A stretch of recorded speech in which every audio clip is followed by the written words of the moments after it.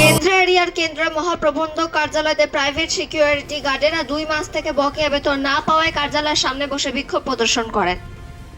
বিক্ষোভকারী ধর্মেন্দ্র সোনার বলেন তাদের নতুন টেন্ডার হওয়ার কথা ছিল এবং এক্সটেনশনও করা হচ্ছে না, যার কারণে তারা 2 মাস থেকে বকেয়া বেতন পায়নি।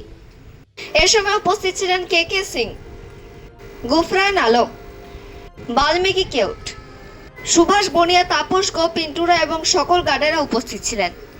পাণ্ডবেশ্বর থেকে অজিত মিশ্র, রিপোর্ট নিউজে।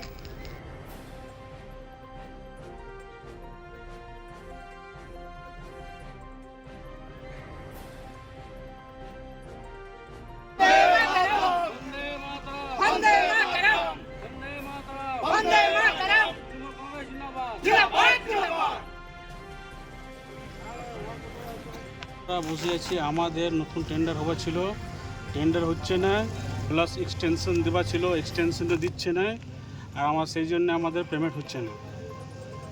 আমরা পেমেন্টের জন্য আর নতুন টেন্ডার হওয়ার জন্য বসে আছি। পেমেন্ট আমাদের মোটামুটি 2 মাসের পেমেন্ট হয়নি।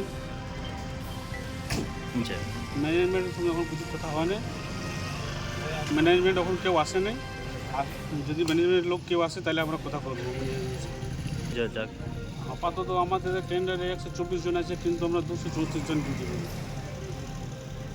না, কেউ পেমেন্ট পায় নাই।